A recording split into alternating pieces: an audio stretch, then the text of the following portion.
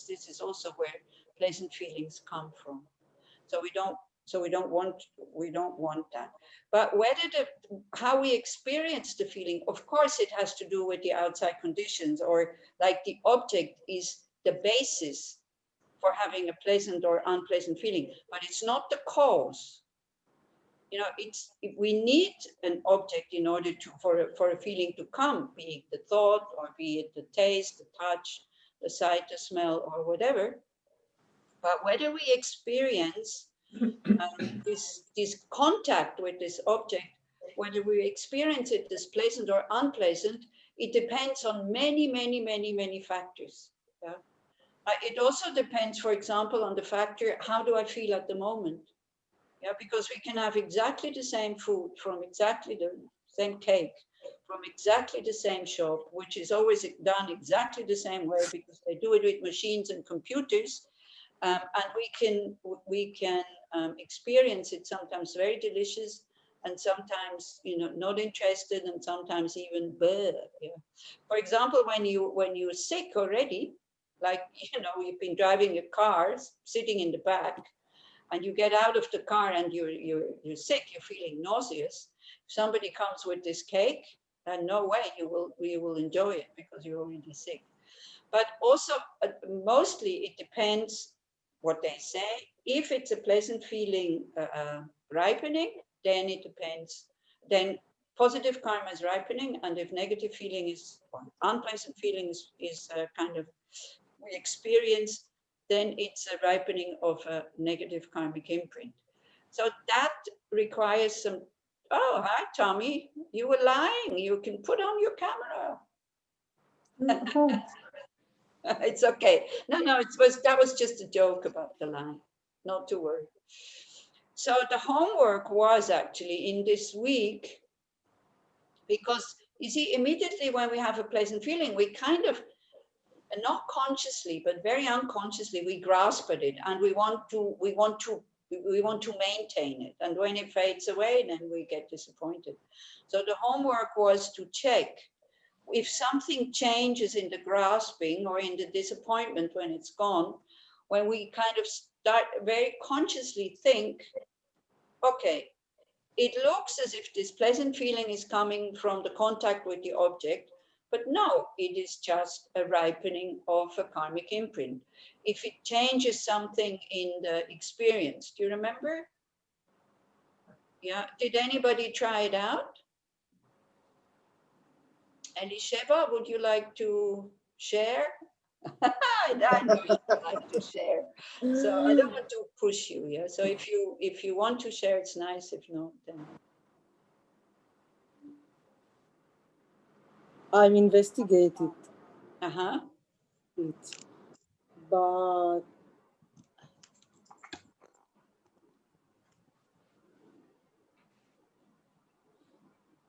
maybe later, few minutes. Okay. Yeah, it's fine. So anyway, this whole thing, it's nice if we share, but it's for you to experience the whole thing. Because I think if you do that over a period of time, one thing is your life will become much calmer, and we're not running after these objects so much anymore. Because at one point, we start to understand how many factors it needs in order for me to give a pleasant feeling. And then so much of my time I spend with this, that maybe it's not so much worthwhile. Yeah. Okay. Alila, Yes, Dami? I think I managed to do it like for 2 days, and then I forgot. But I practiced it mostly on unpleasant feelings. Okay, also, yeah. It did make my life easier. Yeah. But then I forgot. Yeah. Don't worry about forgetting. This is what we do all the time. You can't imagine how grateful I am that I have to tell you these things again and again and again and again, because I also forget otherwise. Yeah. So it takes a long time for us to do these things like consciously. But what I wanted to start with, also because also has to do with awareness and being present, and it's just a training. So what I wanted to start with was, like last time also, we talked a little bit about this Japanese arrow shooting, you know that the main point is that you prepare well, then you let go, and then you don't worry about the result anymore. Yeah, and I couldn't remember how it was called. So then as I was going for a walk today, because I had also forgotten, and I was going for a small walk today, thinking, oh, what kind of meditation shall we do?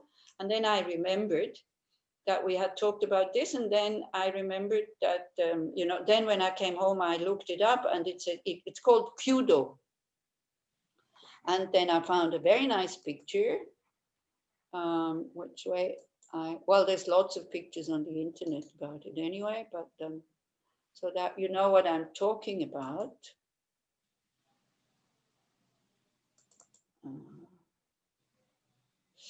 Okay, I'll make it. I think you can't see it yet. I have to go back into the Zoom. Where am I? Here.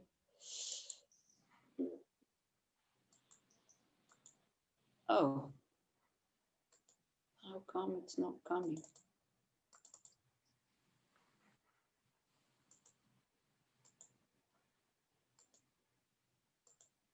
Somehow it doesn't seem to work. Anyway, I think you know what I, you know, it's these huge arrows, and then they stand in a very distinguished kind of way. Oh, now it's funny. Before it didn't want to come. Can you see it now? You should. Yes. No? Yes, yes, yes.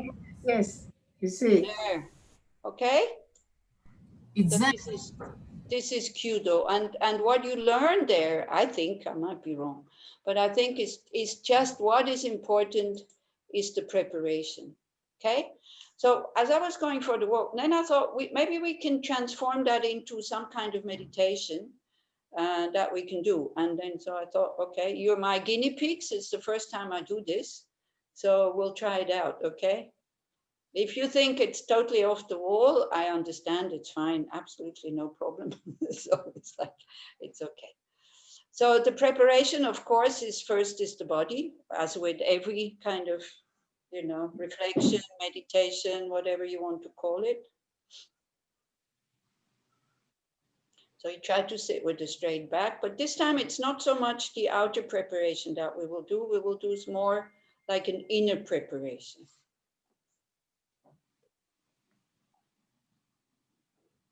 Okay, so maybe, you know, I showed you the image, maybe picture that Kyudo person with the big arrow and the bow, and how they stand. They stand in a very self-confident way, very present, very concentrated, but relaxed also, you know, they can't allow themselves to be tense.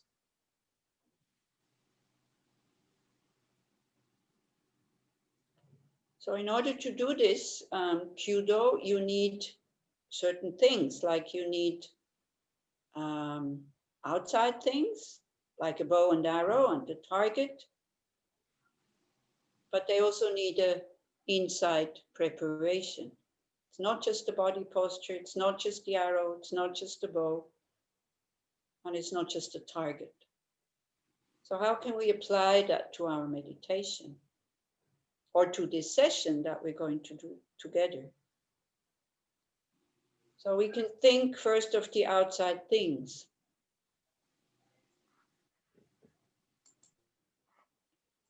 Like the outside things would, in this case, it would be, you know, this text that we're studying, these methods by Shantideva, compassion and wisdom.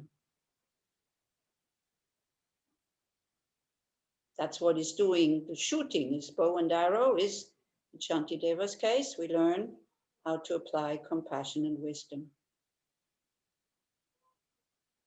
Then the target. This is for you to decide the participation in this class. Where should it take me?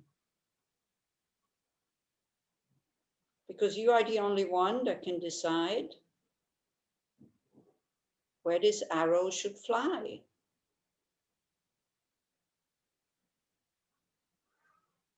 And we call this the motivation or the intention.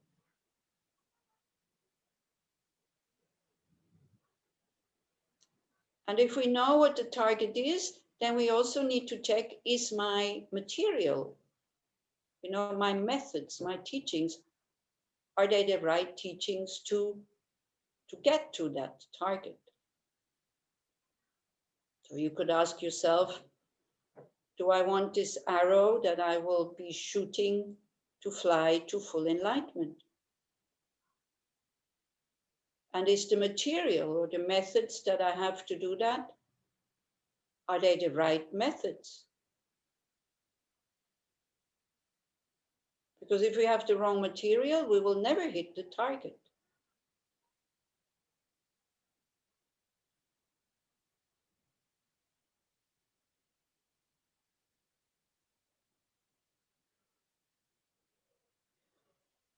Or you maybe want your arrow to fly until self-liberation. So then again, we have to ask ourselves, do these methods of Shantideva that he's giving us, are they maybe too strong for that? Or are they the right methods? If I want to liberate myself from being reborn again and again and again under the control of negative emotions.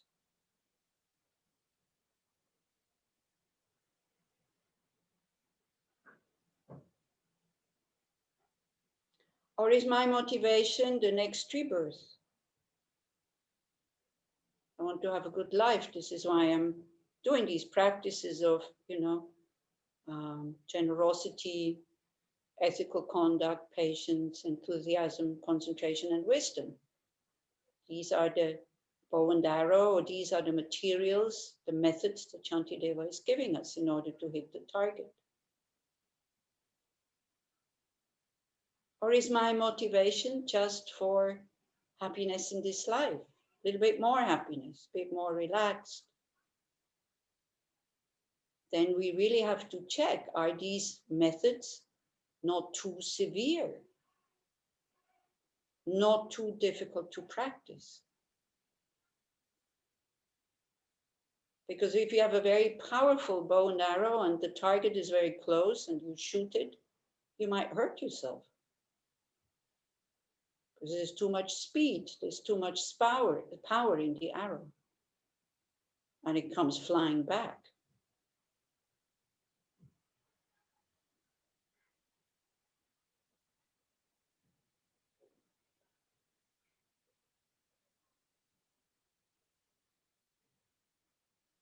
So then for the inside preparation, we can check, So this is not just intention, this is also attitude. What kind of mind state, with what kind of mind state do I want to participate in that class? So, we can look at a few examples, and then again, what these reflections are all about is that you check, what does it do to my mind state? In order to be well prepared, so we can let go of the arrow and not have to worry about the result. So the most common one would be, I am not good enough and I have to become better. So please try to check the feeling and the sensations that the thought produces. Just as an observer, not to judge. Just to look, what does it do to me? This kind of feeling that we carry with us very, very often. Not good enough, I have to become better. Do you think that's a good preparation to do these difficult practices? It could be. I'm not saying it's not. Again, it is for you to check. It's for you to find out.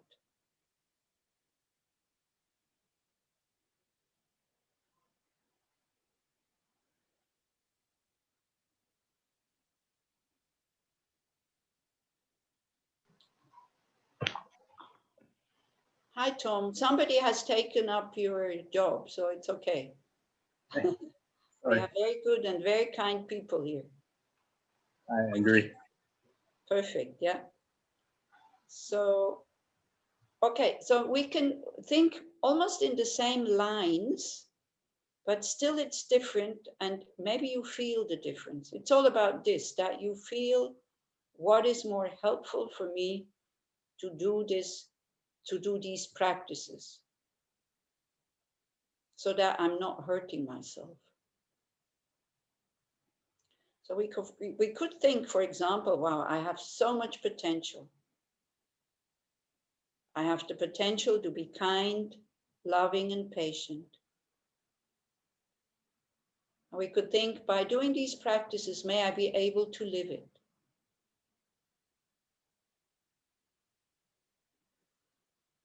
And in order to make it a bit more wide and a bit more spacious, may I be able to live these qualities or that potential that I have for the benefit of others, for the benefit of people who meet me, who think about me, who talk about me.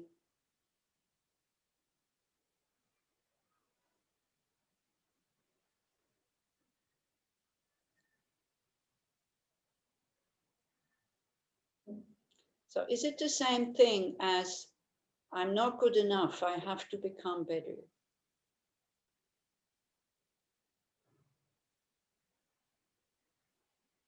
Does it produce the same feelings like space, relaxed, inspired, happy, joyful?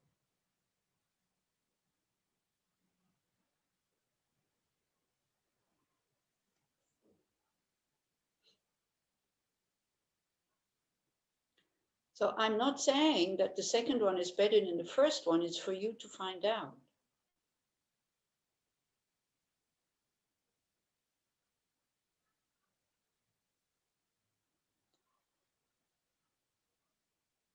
So then another kind of preparation would be we take fear. Thinking about karma, thinking about the results of actions done with anger, impatience, greed, and attachment.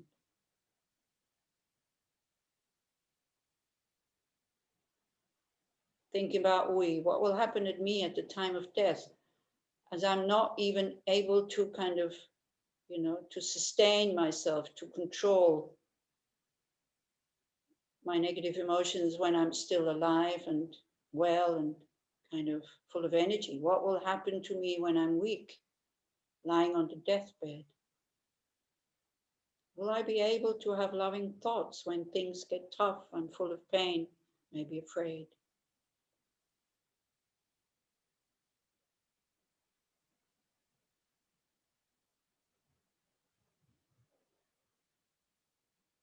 So again, try to just allow the feelings, the sensations to be there when you think like this.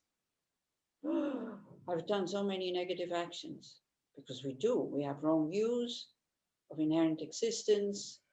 We use our spin in an unskillful way. We have kind of negative thoughts. It's not big things, but as we know, karma increases and it creates habits. So what is the fear of the result? What kind of feelings, sensations does it produce?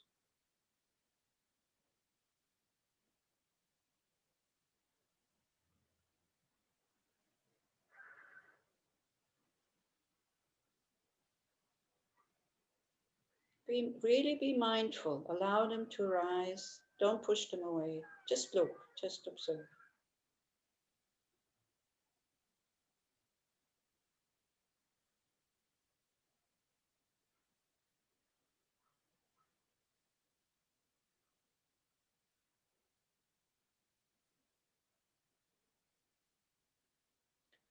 Or when we think about karma, we could think in a different way.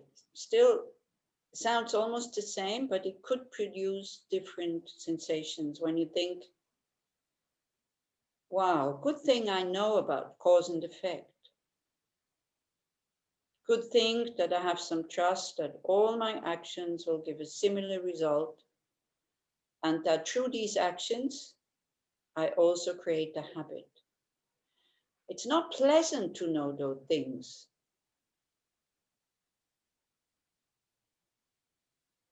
But we're not just knowing about them, we also know what to do about them.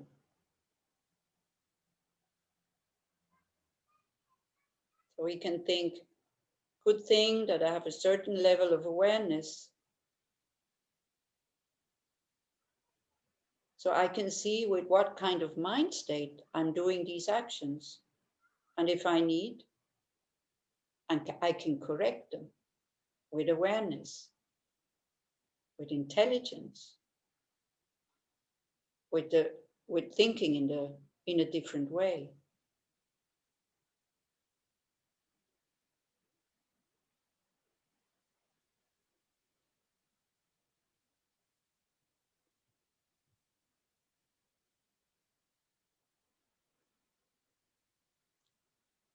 And instead of being shocked at seeing what happens in our mind and how many quite selfish and negative thoughts arise, we can be happy that we have this level of awareness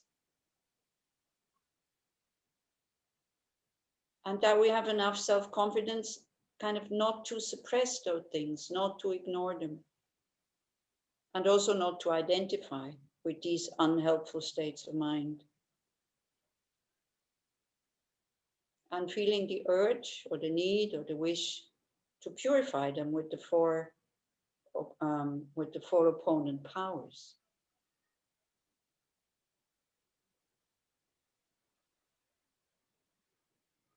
So same way, it is not pleasant when one finds out that one has a sickness, but if one knows that there is a cure, no need to freak out.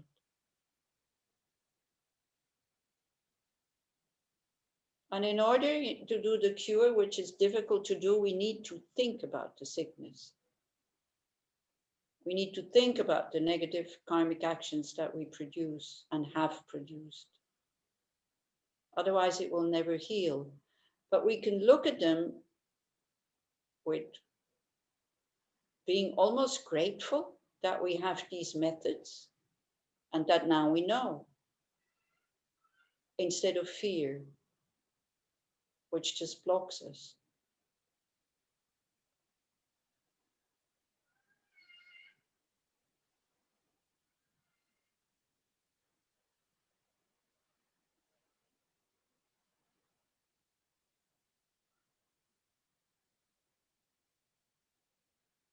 Or you can prepare for classes or Dharma practice with compassion for yourself. Understanding the first and the second noble truth. Yes, life is difficult. Yes, I am under the influence or under the control of negative emotions, the kleshas.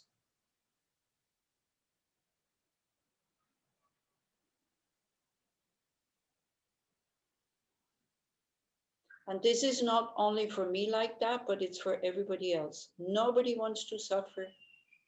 Everybody wants to be happy. And we all have the potential to be happy, to be well.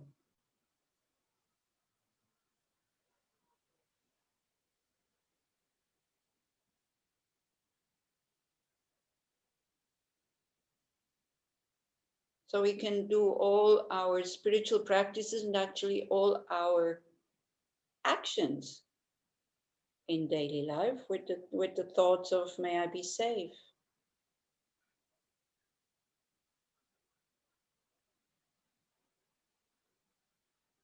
May I be protected from physical and mental harm?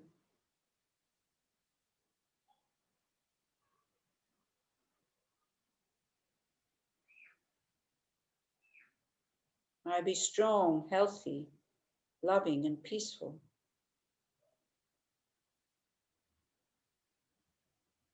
Free from suffering, fear, anxiety, stress, and negative emotions. Again, don't worry so much about how you will do that. The main thing that you have these compassionate thoughts towards yourself. And try to see what it does to you. What kind of feelings, what kind of sensations are created by these thoughts of, may I be free from suffering, fear, anxiety, stress, and negative emotions.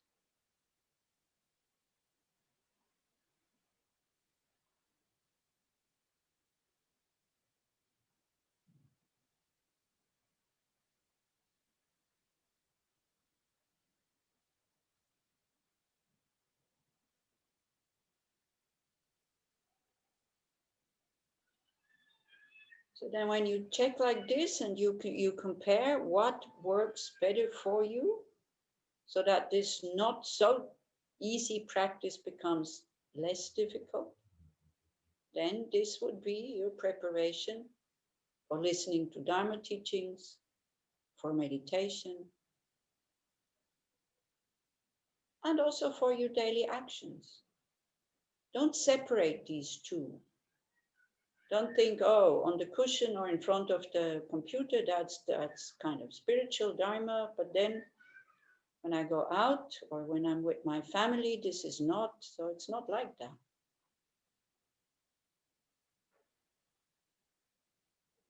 And when the preparation is well done, we can let go of the arrow and all our actions will become beneficial and it will lead us to the target that we have set for ourselves.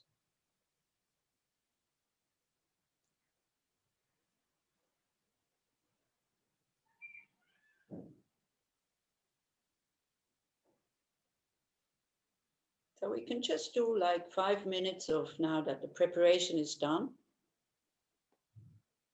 we can do 5 minutes of silent awareness meditation. You choose your object,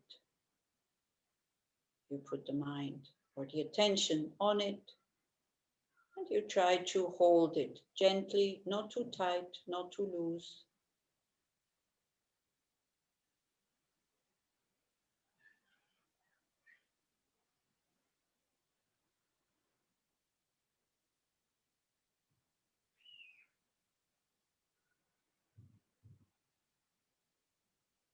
And whenever the mind moves away, you just, without judging, without being frustrated, you just bring it back. Because that also, mindfulness, awareness, meditation is a preparation.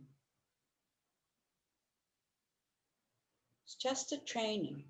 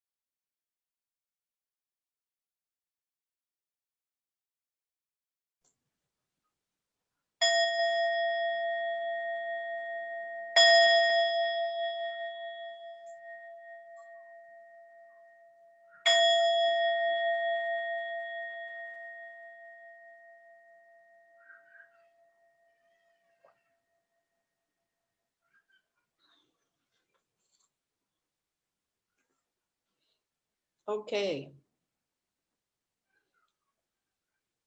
So I guess the arrow is flying. The arrow is set off. The intention is set. Do you understand what I was trying to get at?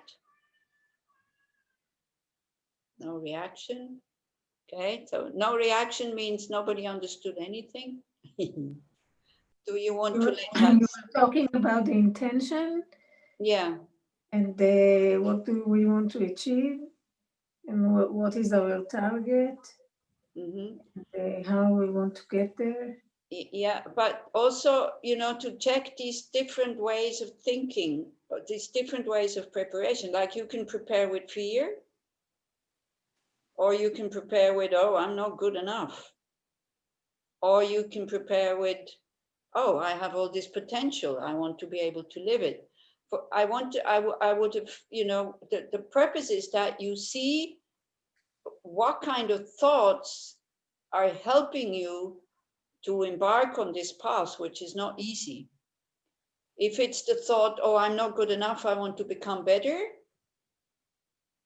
or the other way around is like, I have this potential, I would like to be able to live it. So it sounds the same, but then it's for you to check whether it produces different sensations, whether it produces actually a different mind state. Did you understand that? It can be both, or because sometimes it can be one, and in some other days it can be the other. It's not that we have to choose just one. Sometimes I feel down. I feel that I'm not progressing in the right pace, and then I want to make an effort to progress better. Yeah. Some other times they feel good and they say, I want to do even more. So it can be, it's not just one thing leads us along. But I didn't say it's just one thing. This is why I gave you all these different examples. No, you said or, you said either or. Yeah, because it's not the same. You see, but by saying or, I didn't mean you do this or that, but or like there is a different way also. Yeah, but I know that's what you said, but it's not that okay, there is a different way, but we choose this way. No, we don't choose, because sometimes it's this way and sometimes it's the other way. Sometimes it's this motivation. Yes. The next day it's the other motivation. Exactly. That was the intention, for you to find out which thought is suitable. Like, for example, right now. You see, we cannot go like, when we talk about sensations, you cannot go in the past and you cannot go in the future. When we talk about sensation, it is now. So right now, how do I feel? Right now is a thought, hey, come on, this is not good enough. I have to become better. Is that suitable? Right now. Then what is suitable tomorrow? This we don't know. Yeah. So it's for us to find out, and especially for us to find out really, really clearly, where do I want this arrow to go? Because as I'm saying, if you just want happiness for this life, which is fine, I'm not saying this is not okay. I'm not saying that somebody is doing a mindfulness meditation because they want to be a bit more loving or big more loving. I don't want to be disrespectful towards these goals. Then that's absolutely fine. But then, for example, this text is much too difficult, because that one is to go really far. Then it sounds like, what on earth is he saying? This is ridiculous what he's saying. Why should I be doing this? Yeah. So then, instead of this text being helpful, it can actually almost be harmful, because then, we start to get angry or we start to get frustrated and all these kinds of things. And again, it's a very personal thing. This is, the difficulty about the Dharma, but it's also the beauty of the Dharma. It is very, very, very personal.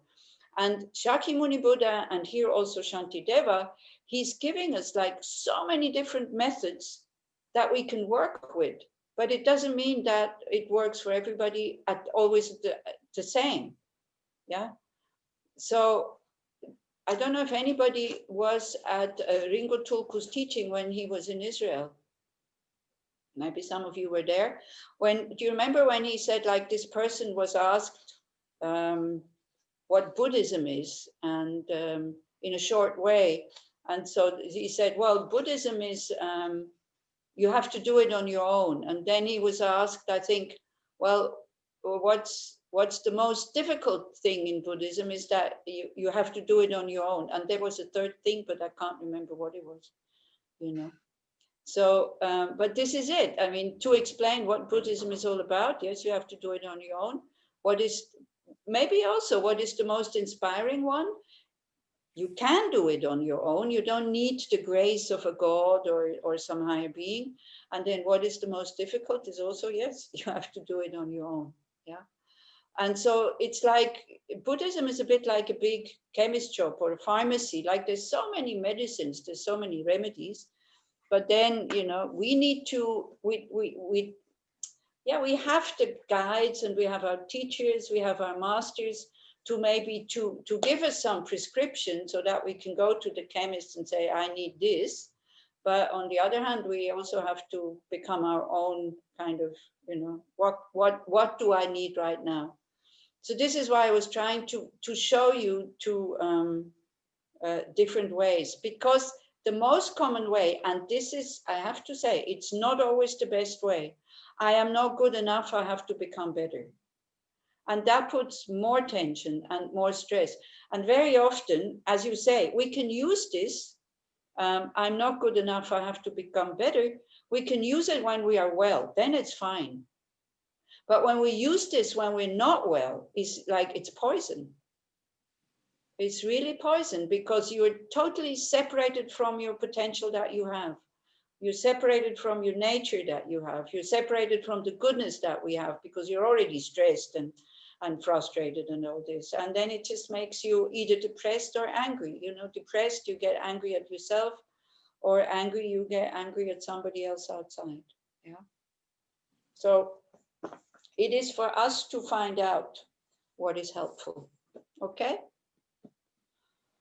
Okay, so my dear Tom, can you show us the text? Because then, or is anybody wanting to say something or like comments, remarks? You're very welcome to do so. Actually, I would be very happy if you would, because this is supposed to be a discussion group a little bit for us to share things. I find that, I'm just sharing. Okay. Yeah, that's fine. This is what this is for. It's not to be judged. It's just a sharing. Amazing. I find that mostly in my life and the things I do, and I do a lot of things, I am extremely perfectionist. Like I have to be excellent in what I do, and I have to be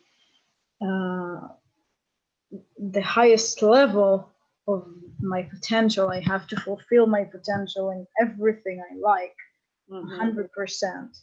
Yeah. And this perspective of I'm not doing good enough is only taking me back, is only making me not being able to do so, because my mind is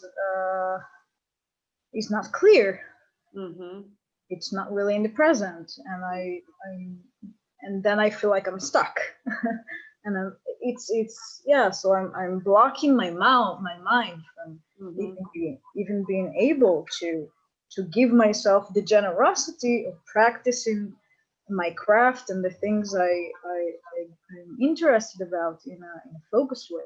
Yeah. So I'm even doing the things I love, not out of love. I'm doing the things I love out of pleasing my idea of what I am supposed to be, because I am supposed to be the greatest, and I'm supposed to be excellent and smart. So no, I'm not gonna do it because I like that. I'm gonna do it to fulfill my I, the self. And look at it like that. So that's my the way I feel about it, like I experience it. Yeah, thank you, Hagar. So it's, you see, it's like many of us are like this. And it's actually a great skill to start to be happy and content with what we are and what we have. Because Buddhism doesn't sound like this. It doesn't say, hey, just be happy with what you have and then that's it. But it's a big skill actually to be able to relax with what we just did, because we have, as you say, we have these high expectations that whatever we start, like whatever project we do, it should be successful. And we forget that it's depending on so many factors, and for all these factors to come together is like, oh, it's sometimes very unlikely.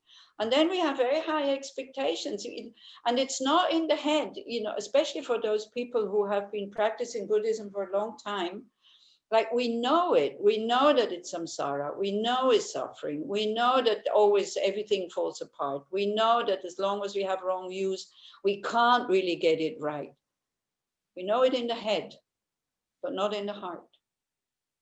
And this is then our reactions to it when something goes wrong and this and that. And especially, I think we don't understand, or we don't really feel that totally wrong expectation that we have that everything should go well for me and my friends, my family, and that it is not possible. And having said all this, then another skill is not to get depressed about this. That no matter how much effort we make in kind of worldly terms or worldly goals or however you want to call them, it will just lead to what Patrul Rinpoche says, it just leads to more samsara.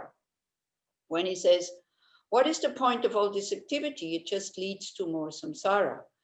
But and then he continues saying, what is the point of all this eating? It just leads to more kaka. So, in order to survive, we need to eat. In order to, we're human beings, we are connected. There is people around us who maybe we can do to better their lives.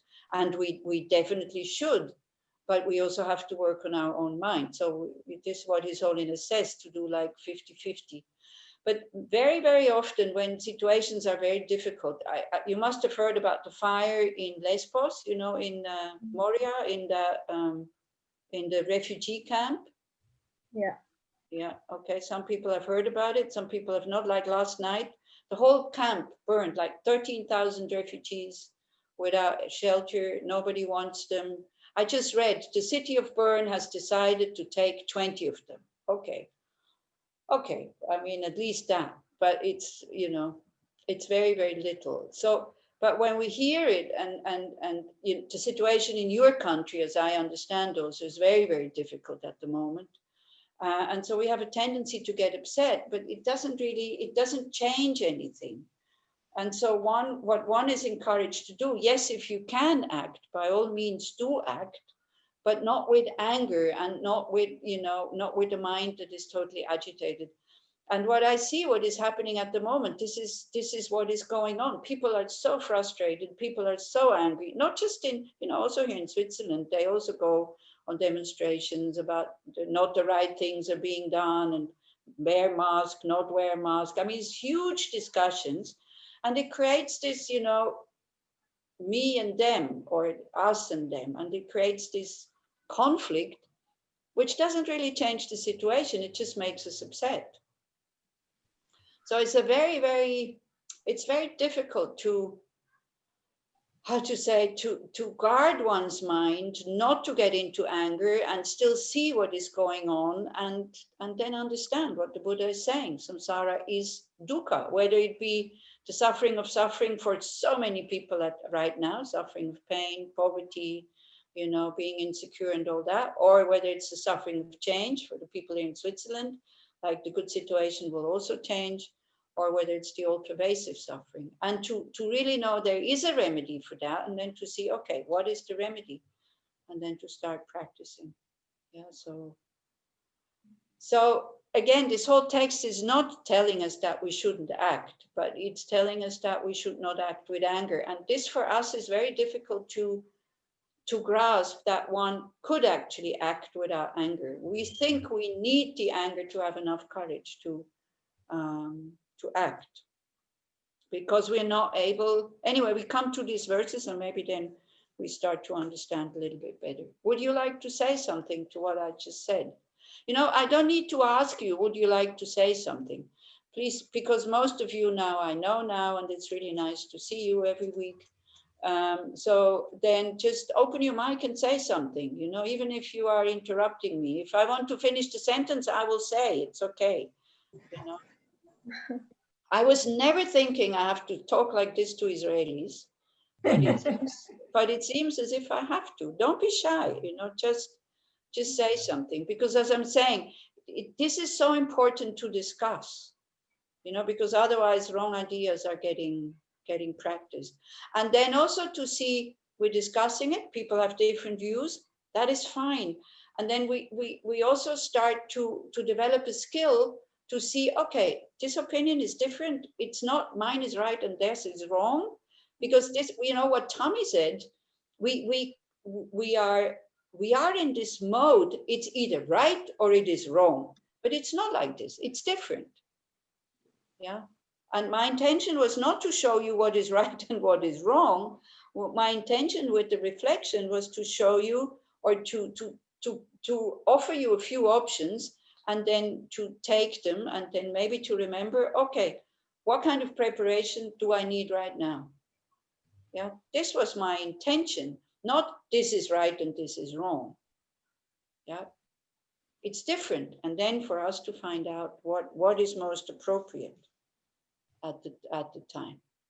Okay? Yeah, like what is more helpful and useful. What is more useful? And especially, again, how do I feel with this? You know, to not just to be concentrated outside, but how do I feel now? And there it is. There you could maybe, you know, start to use right or wrong, or skill, or helpful, maybe helpful and not helpful. When you tense and when anger is very narrow and all this, gives you a lot of energy, but His Holiness says, and I do believe it, it takes away your intelligence. You know, it's too strong. The arrow is too long, the bow is too big. Where we are going to shooting, it's going to create too much damage. I know that Giti, you joined us when we had already started. I'm talking about Kyudo, you know, this Japanese bow shooting kind of thing. Yeah. So this is what I used as an example. That if the preparation is well done, appropriate, as Hagar says, what is useful, if the preparation is well done, then you can let go of the arrow, and especially karma-wise, it will do the right way. And this is the job of a spiritual practitioner, I think, to really know, how do I feel? And if I see that I'm too tense, I'm too stressed, I'm totally in what I want, I don't even want to listen to the other person, it doesn't have to be that strong, then we correct before we do something. Yeah. That is, then we start to apply these methods when we start to feel okay. Is that more or less clear? Yeah. Okay. I had a funny incident just now. Okay. 2 hours ago, I went to sit, and it's funny that you talked about it. And there was a caca on the meditation cushion. Okay. And then I looked around, and there was poo all over I have a meditation room. And apparently a rat came into the house, and she chose the meditation room. And she, I don't know, at night, and it was really all over the place. It was very upsetting. And I collected all this small caca. Yeah. And then I tried to sit. But it was frustrating. I mean, it was very upsetting that this is where it shows, but I don't know, interesting situation. Yeah. Small things like this can totally throw us off. Yeah. And then, you know, we have this, when we start to look at our thoughts, when we have the awareness, we are able to take a step back and look at we have ridiculous thoughts, as if the rat has done that on purpose, you know, to upset me. I know it's not really in the head, but it kind of sits here as if even the rat is attacking me, you know. I already have a prime minister is no good, and now the rat is also against me, and these kind of things.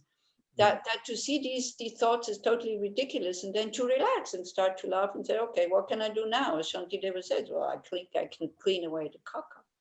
Yeah, it's like, and again, you know, is it a boomerang that is coming back? Is it some kind of karma? What kind of karma is that? That somebody's shitting on my meditation cushion. What is this? You know, and then to think, okay, so that's finished. You know, if I then you can make, you know, it's okay to use humor also. It's so important to use humor, and then you can think before you sit down and say, okay, if I am reborn as a rat, may I not shit on anybody's meditation cushion. Maybe it's a good thing that she was, or it was on the cushion. Maybe it gave them some inspiration. I don't know. I turned the cushion upside down. Yeah. So this would be the compassion to think, may it have been beneficial to the rat. Maybe the rat was a meditator in past lives, and then, you know, she recognized the cushion as a safe place. Who knows? And then you start laughing, and the moment you laugh, you're relaxed.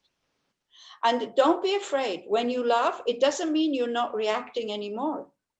But you're relaxed, you know, and a smile or a laugh or the way you walk through this world, I mean, it has such an influence on other people.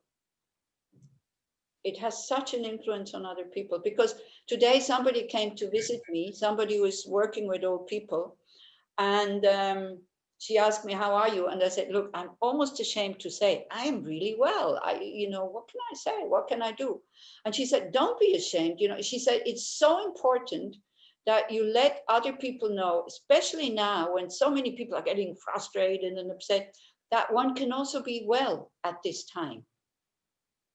Yeah. So, but not kind of, hey, hello, I'm well and you're not well. Let me tell you what you should do so that you can also be well. But also with the motivation, like my being well be of benefit to others, for example. So we don't have to feel guilty, you know. You can, with the right thoughts, you know, you can do so many good things. Okay. Yes. I wanted to say when Gidi told his story, so it reminded me that when my daughter was 1 year old, my older daughter, we were in Finland in a nature museum, and there was a caca of animals in boxes with they were closed, and you open and you can see. And she just learned to speak, and she was so enthusiastic about it, and she opened and she yelled caca, caca, caca in the museum. Yeah. So I thought sometimes I feel that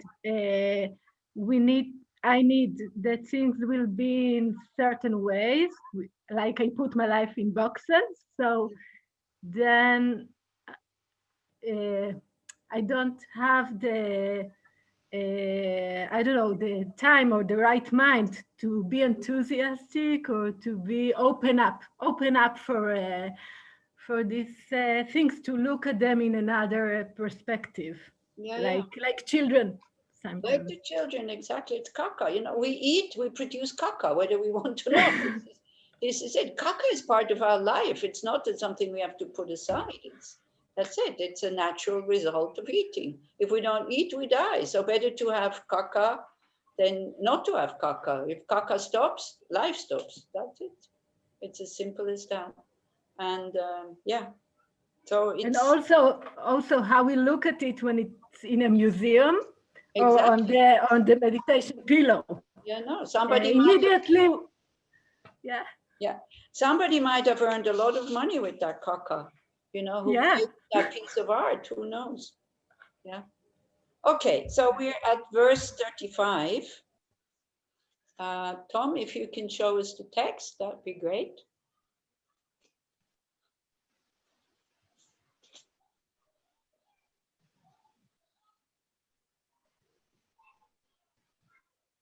Okay, so through not being careful, people even harm themselves with thorns and other things. And for the sake of obtaining women and the like, they become obsessed and deprive themselves of food. And we can do, I think, the next one also. And there are some who injure themselves, though the unmeritorious deed, true unmeritorious deeds of hanging themselves, leaping from cliffs, eating poison, and unhealthy food. Okay, so we can look at each other again, so that's okay. Unless somebody needs the text for, to really translate it maybe into Hebrew, or to really understand what it means. Like, nobody wants suffering, okay? We all want to be happy. 24 hours a day, we have the wish to be happy. We're not saying, okay, if I'm happy or if I'm without pain, 23 hours, I take the 1 hour of pain, that will be okay. We're not like this.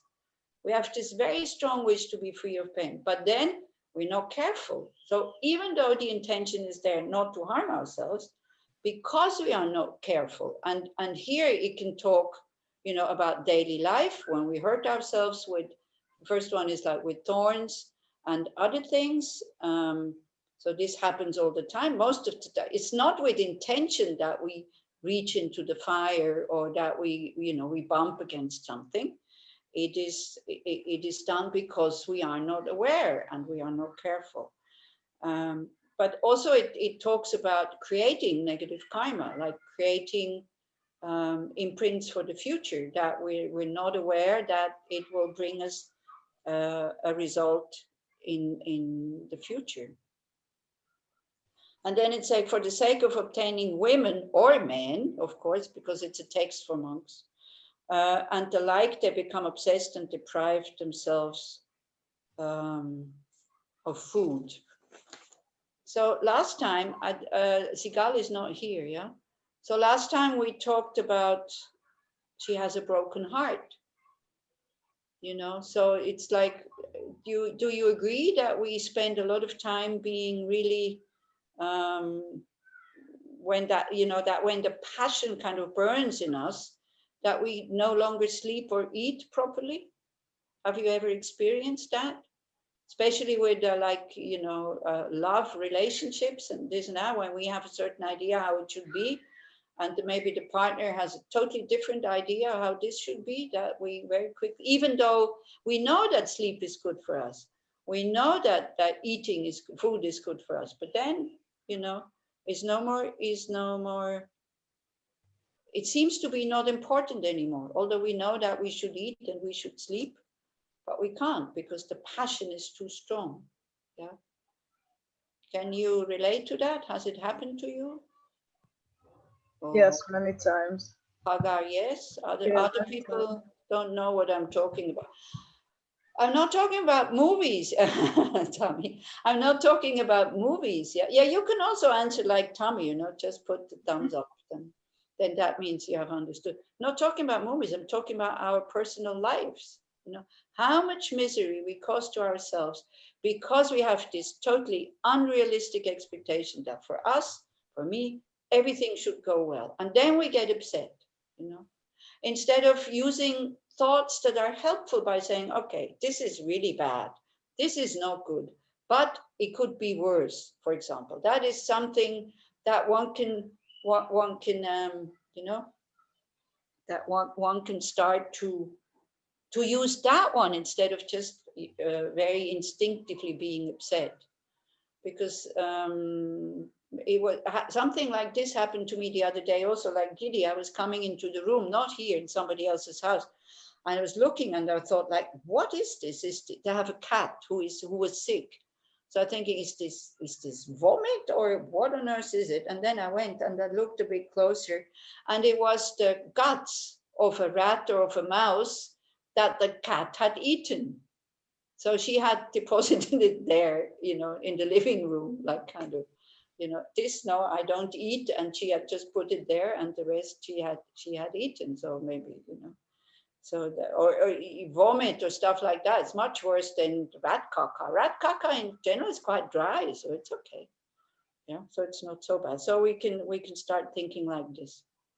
But we can with relationships, and when the passions are very high, or people, they kill each other also over that. Like your partner goes off, then not you, of course, not you in this life, because you're all spiritual practitioners. But when we look what people can do when the passion is very high, like they let their marriage break, or they cheat on the loved ones, or, you know, and we don't care what we're doing to others. Also, when we are engrossed in our own suffering, we not care so much what the way we behave, what it does to others.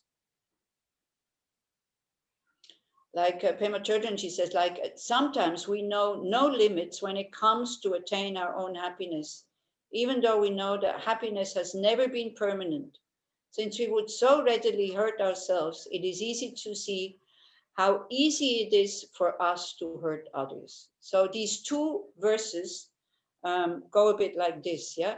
So if one is even able to kind of, or one has thoughts of killing oneself, then of course it's like killing others comes easy, yeah?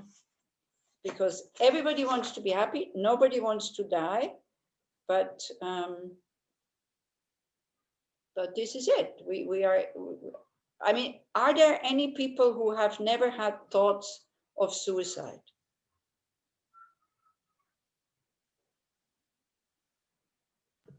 I kind of tried to commit suicide twice. Mm-hmm.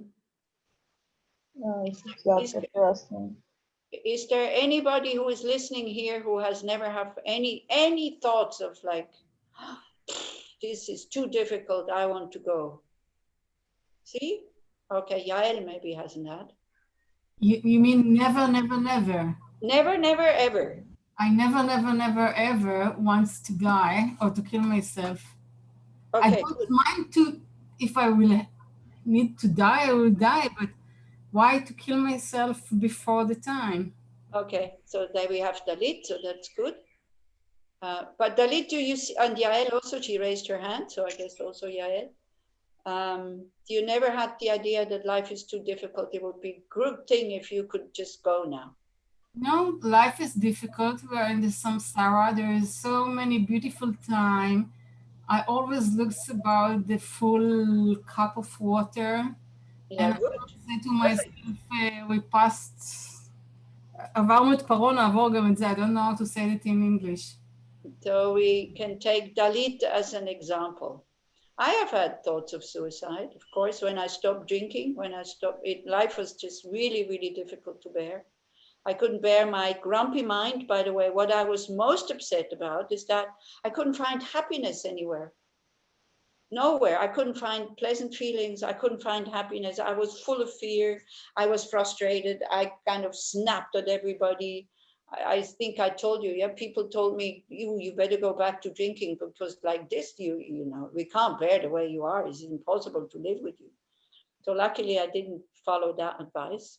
And it was a period, but I really had, I was planning to, I didn't try to do it, but I was thinking, in what way can I kill myself so that it looks like an accident, so that nobody feels kind of, you know, that they feel kind of guilt and things like that. But whatever, please don't do it, because it's really not a good idea, because it always leaves a lot of guilt behind. Maybe some people know from experience how much suffering it creates in people, like friends, family, you know, so much guilt. So, and for you also, it's not you're not getting out of it. I mean, it just continues, even probably more difficult. But what Shantideva is trying to say, that even though everybody wants happiness and nobody wants to suffer, you know, we can be so crazy with our negative emotions that we even kill ourselves. Yeah, this is the point he's trying to make. So also it means, what he's trying to say is like, not to be upset about the negative actions that they do. I mean, again, when I say not to be upset that the person, to see that the action is no good, but not to get angry at the person.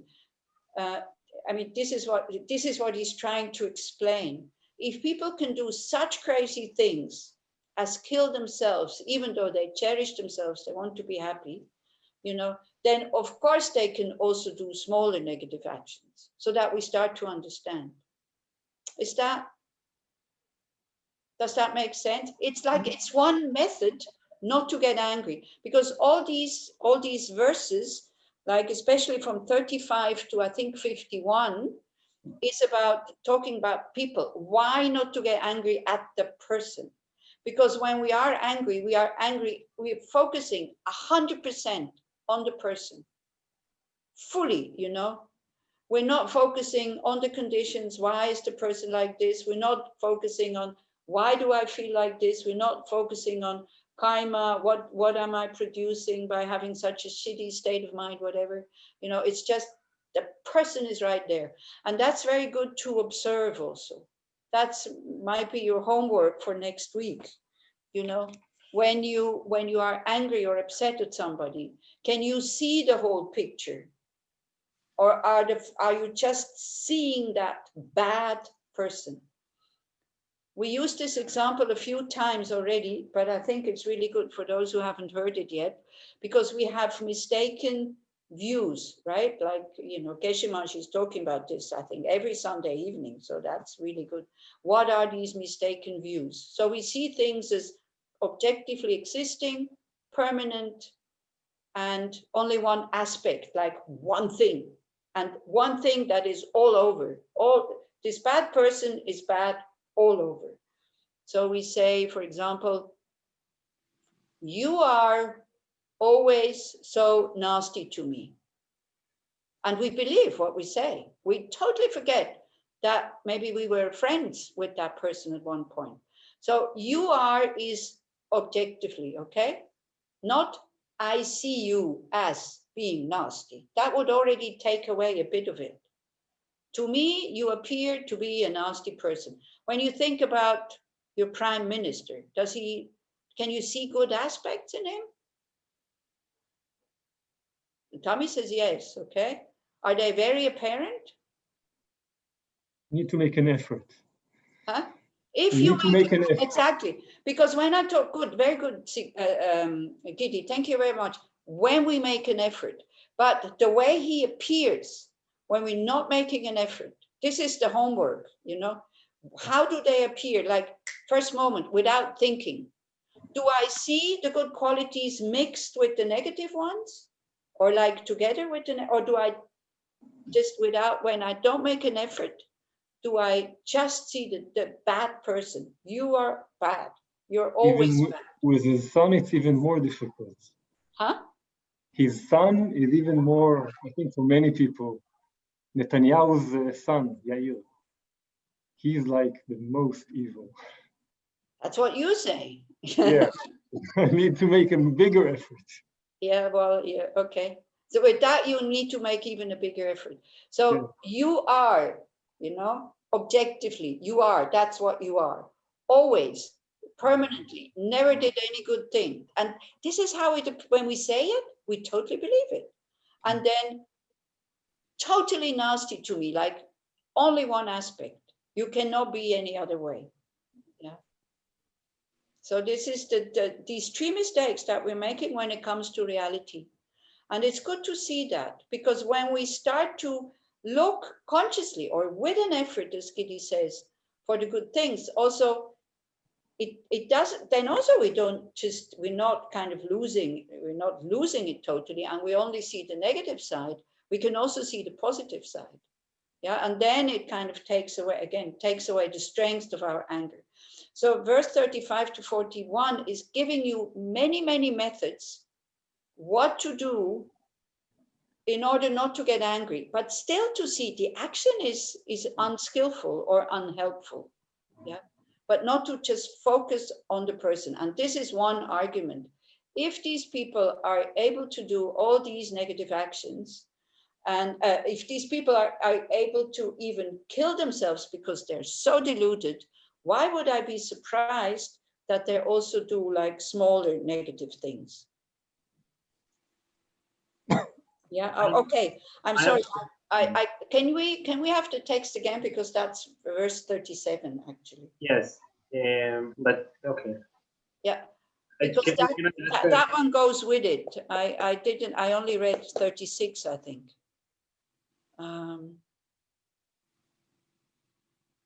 Did I? Wait, yeah. So we need verse 37 as well. I thought we had already read it, but or I can just read it. Okay, so because it says, if when under the influence of disturbing conceptions, people will even kill their treasured selves, how can they be expected not to cause harm to the bodies of other living beings? Okay. You can read the Hebrew one. It's been translated by Yael, who is not with us anymore because some of her group, they do prefer to do the things with her in Hebrew, which I understand. That's perfectly fine. Okay. Okay. So that's, anyway, that's, I think that's, yeah, maybe we can do 38 as well, because that will be, you know, that will be, that's the whole package there. Even if I cannot develop compassion for all such people when through the arisal of disturbing conceptions set out to try and kill me and so forth, the last thing I should do is to become angry with them. So, no, you know, Shantideva, he tells himself even if I cannot have compassion for them, but I should definitely not get angry at them. With understanding, they are totally controlled by their negative emotions. Okay, Tom, now you can say what you wanted to say. And you can shut the text again, because this will be it for this week. Okay. I just, when you talked about seeing the 3 wrong views we have when we are angry at people, and we started talking about our prime minister, which is a theme that comes a lot these days here. And I think about all the demonstrations that now we have in Israel. Yeah. In these demonstrations, usually people shout all these slogans and things to say, go home, you should resign, you're no good, you've done nothing but bad things to our country, etc. And one thing that came to my mind is I found this belief in me that indeed, in this context, I mean, what you're saying about these 3 wrong views, it may be good for us when we are trying to have a discussion with another person, when we are in relationship with someone, but then when we have someone that is very important and has a very huge influence on our life, there is no place to be ambiguous or see many sides of this person. We should focus on what is wrong, and what needs to be fixed. So there's no place to be compassionate or see good things, because then the whole point of our of the demonstration or our forgot the word for mecha'a, what we are shouting against is getting Protest. What we protest against is being diminished. It's being not heard by other people who need to change it. Yeah. So you think you cannot protest without anger? You can shout without anger. Yeah, also, you know, again, the whole thing is like, again, let's really again and again look, what is anger? Anger is a wish to harm. You know, anger has this idea, if I harm that person will change. Anger has the idea, if I get angry at them and if I harm them, then they will become better people. This is what anger is all about. Yeah. So you have to be very clear. And I'm saying you should go and protest and shout against the situation, not against the person. Not against the person as a person, but against the person as doing these actions. And you really think that one cannot protest without being angry? No, I mean, I didn't say necessarily being angry at the protest. I meant that one of the outcomes of anger is this wrong view of seeing everything as objectively and totally and only one-sidedly, one way or another. And I thought that the view itself, not the emotion that comes from the view itself, is actually kind of helpful in a protest context. That seeing this person as bad, as not necessarily be angry at him, but seeing him this way is actually, it makes things more clear. It makes what I'm trying to achieve more clear, rather than start thinking, well, he's good, but he has also positive aspects. He was a good prime minister a few years ago, I don't know, but now he's kind of not so good. Okay. What Noah is shaking her head very violently there. What do you want to say?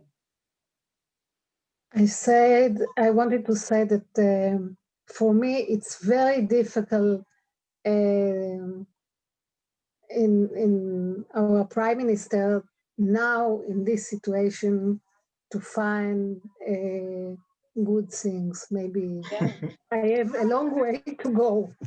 Yeah, I know this shows because maybe it was also very difficult. I think it's my fault. I shouldn't have taken him, but it's so actual at the moment. This is why I took him. Yeah, and it's so difficult. It is very difficult because I also said, you see, we have to be careful of our karma. It's also our karma to have such people leading the world at the moment. Yeah, this is the collective karma that we have. All these crazy people, like not just Israel, other countries as well. So even with your anger, because I did ask Geshe-Tashi, yeah, with Geshe-Tashi, we had with him last Sunday, and I said, how is it when, with your anger and with the power of anger, you are able to change a situation, even for the better, drastically, what happens to your karma? And he said, well, maybe in the short run, it's okay, but in the long run, it never comes out well, because you take that negative karma with you. So you might get an award, you might get very famous because you changed the situation, you might even get the Nobel Peace Prize. But if you've done it with anger, you take these anger imprints with you unless you purify them. Yeah, you see, you cannot take the award with you to your next life, but your anger imprint, you take them with you. So it's good not to think just in short terms. But again, please understand, I'm not saying you shouldn't do anything. Go and protest, go and show that you're not happy with what is happening. Do even civil disobedience, but not violently. Take an example from Gandhi, for example. He was so inspiring. Yeah, and I remember when I came back from Israel one year, it was when there was a big Gaza war. I can't remember, maybe 2007. There was like, I can't remember which year, but it was just like it had just started. I came back to Switzerland. So there was a demonstration or a protest of the Palestinians in Switzerland, in Bern. And I went to that. I went to that not because I'm against the Israelis, but because I'm against the war. Then on Tuesday, there was a demonstration pro-Israel. I went to that as well. Just to show that kind of war is no good. And I went very, very peacefully. You see, this whole thing about I'm right and they're wrong, this is not is not going to help us in the long run. We need to be able to cooperate somehow. Yeah. So, but yeah, I know it seems ridiculous to go on a protest, and I was reciting Om Mani Padme Hum while everybody else was, the Palestinians were kind of throwing shoes at I can't remember, I think it was Netanyahu and doing things, and they were kind of shouting Allahu Akbar, in the streets of Bern. And people were applauding, not knowing what it means. Now, after the attacks we had in Europe, now they also know what it means. So it's like,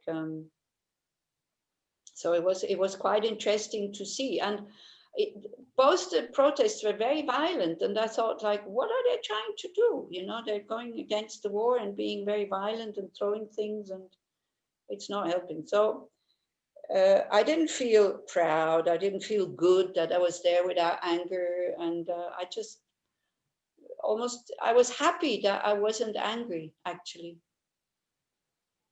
Because, you know, if it wouldn't be for the Buddhist training, I would have been totally angry. So, yeah. But okay, we're not taking the prime minister anymore. And definitely not, as Gidi says, the son of the prime minister. We leave them, we let them be. Okay, so it's okay to do the coronavirus prayer. Is that okay for you?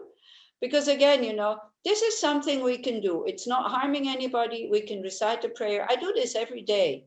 So I can send it to the Dharma friends, or you can download it, and you can find it anywhere. All the Tibetan masters of the 4 schools, they all say, do recite this prayer because it is very helpful at the time of epidemics, pandemics, whatever. Whether this is right or wrong, I have no idea. But when I do it, you know, this whole thing about trust, because when I trust that what I'm doing is okay, because at the moment, you know, we have also protests here in Switzerland, but it's about the masks. Wear them, not wear them. And people from the government actually get aggressed, you know, by these kind of people. For me, they're crazy, but for them, they're doing a good thing. So who is right?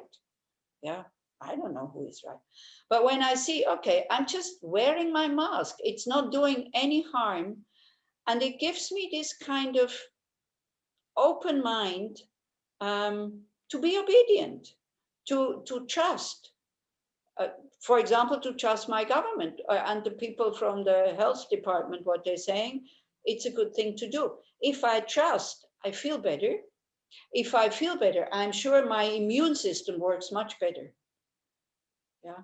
So this is what I'm saying. So if I trust that I'm doing the right thing, even though after reciting the prayer and the mantras, I still wash my hands, I still wear the mask, I still don't go into big gatherings, but on top of it, I do this prayer. For me, I think it's quite helpful to have this trust. I've done something that is really good. For what? I don't know, but at least it doesn't harm, you know? To not to feel so, how to say, to feel helpless. Okay, so I don't know if you have it, maybe, but I can open it. Can you already see it or not yet? I can't see. You have totally disappeared from my screen, so maybe We cannot see it. You cannot see it. Okay. Okay, just a sec.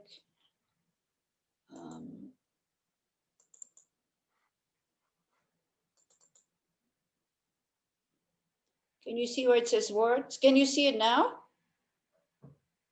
Where it says the Vasha speech of Mahasiddha Tongtong Gyalpo? Yes. Okay. You have to open it. Huh? You have to open it. We see just the title. Oh, okay. Because I don't understand this Zoom, because I see the whole thing. No. Okay, sorry. Now? Where it says the actual prayer? Now we can see. Now we can see. So whoever feels, you know, that whoever feels that they would like to do this, because otherwise what else can we do except for washing hands and being careful and not spreading it, then you can recite this with me. If you find it totally kind of ridiculous, then of course, you don't have to recite it. And again, when we do recite it, to see what does it do to my mind if I recite this, you know, is it helpful? Is it harmful? This is what we always do, we kind of check. May all the diseases that sadden the minds of sentient beings, that result from karma and temporary conditions, such as the harms of spirits, illnesses, and the elements, not occur in the realms of the world. May whatever sufferings there are from life-threatening diseases that, like a butcher leading a being to be slaughtered, separate the body from the mind in a mere instant, not occur in the realms of the world. May all embodied beings be unharmed by acute, chronic, and other infectious diseases, the mere sound of whose names terrifies beings as though they had been placed inside the mouth of Yama, the Lord of Death. May all embodied beings be unharmed by the 80,000 classes of harmful interferers, the 360 evil spirits that harm suddenly, the 424 diseases, and so forth. May whatever sufferings there are due to the disturbances of the four elements, depriving the body and mind of every pleasure, be totally pacified. May the body and mind have radiance and power, be endowed with long life, good health, and well-being. By the compassion of the Gurus and the Triple Gem, by the power of the Dakinis, Dharma protectors and guardians, and by the strength of the infallibility of karma and its results, may these many dedications and prayers be fulfilled as soon as they are made. Then the mantras, we do each one 3 times. Then what you can do, you can blow into your hand, you put your hand underneath your chin, and then you kind of breathe it in as some kind of spiritual protection. Om Padma Shavari Pe Nang Parshig Naganan Tayata Sarvavirita Hana Hana Vashrena Raksha Raksha Soha. Om Padma Shavari Pe Nang Parshig Naganan Tayata Sarvavirita Hana Hana Vashrena Raksha Raksha Soha. Om Padma Shavari Pe Nang Parshig Naganan Tayata Sarvavirita Hana Hana Vashrena Raksha Raksha Soha. Then Black Manjushri. Om Trasö Chusö Turtasö Turmisö Ningo Lachö Kala Ja Kamsham Trampepe Soha. Om Trasö Chusö Turtasö Turmisö Ningo Lachö Kala Ja Kamsham Trampepe Soha. Om Trasö Chusö Turtasö Turmisö Ningo Lachö Kala Ja Kamsham Trampepe Soha.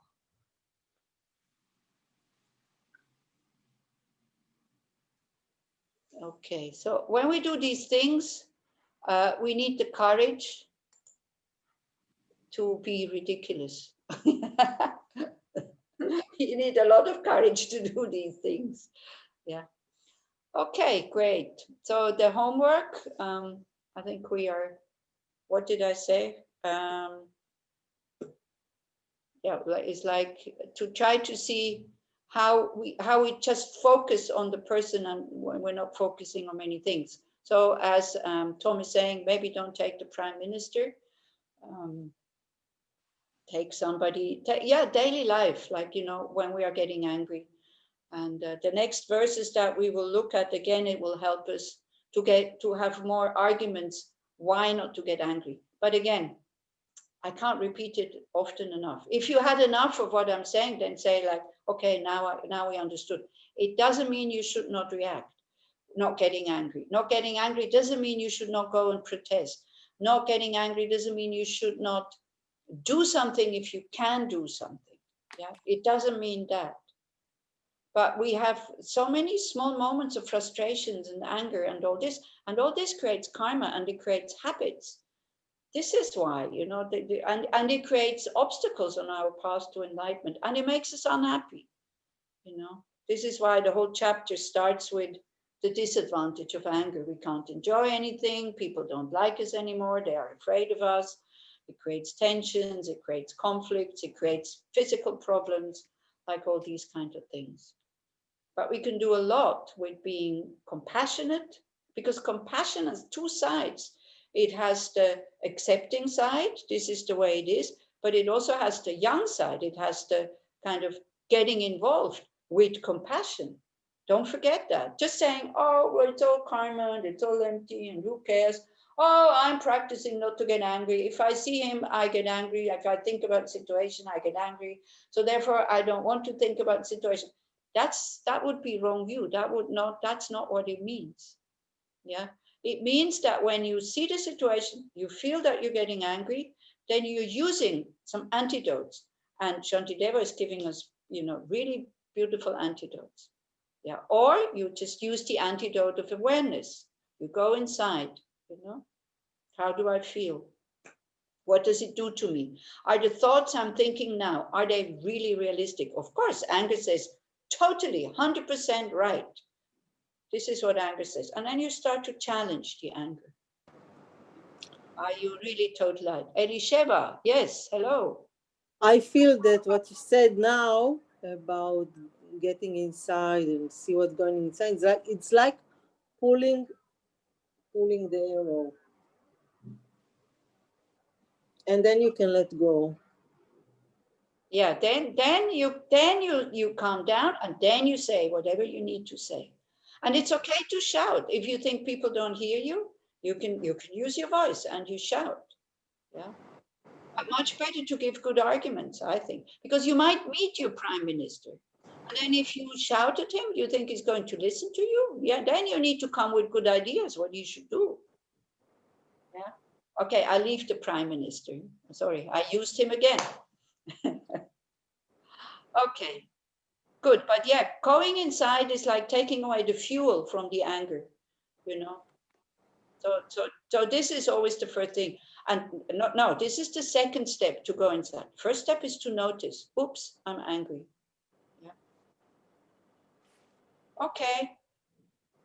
So have a very good week with lots of occasions to practice. Because the more don't be afraid of getting angry, because the more we practice these antidotes, the better they will work. You know, if you never get angry, you cannot use antidotes and you cannot train. And then when situations come and then you don't know what to do. So this is why it's quite okay to be angry, to notice your anger. And then, don't get upset, don't get angry at yourself for being angry. It's normal for us to get angry. Yeah? And then to see where it comes from, then you can use your whole Buddhist kind of knowledge about Four Noble Truths. Of course, all is suffering, these are the causes, but there's also cessation of suffering, and all these kinds of things. Okay. Well, thank you so much for listening to me. Again, I can only say it's very inspiring for me to give you these talks. So thank you so much for being so patient and to listen. And you're very welcome. Have a very, very good week with some joy, even in this very, very difficult situation. Because with joy, and not this stupid joy, like, oh, everything is okay, but just, oh, wow, I'm alive. Oh, I have trust in my potential. I mean, this is so rare and it's so beautiful. I trust that it's with love, compassion, and wisdom, we are able to create a better world. Yeah. But for the moment, this person has to go. Okay. Okay. Thank you so much. Bye. Thank you. Thank you. Bye. Take care. Bye. Stay Thank healthy. you. Thank Bye. you. Tuda. Bye. Sudato. Bye. Bye.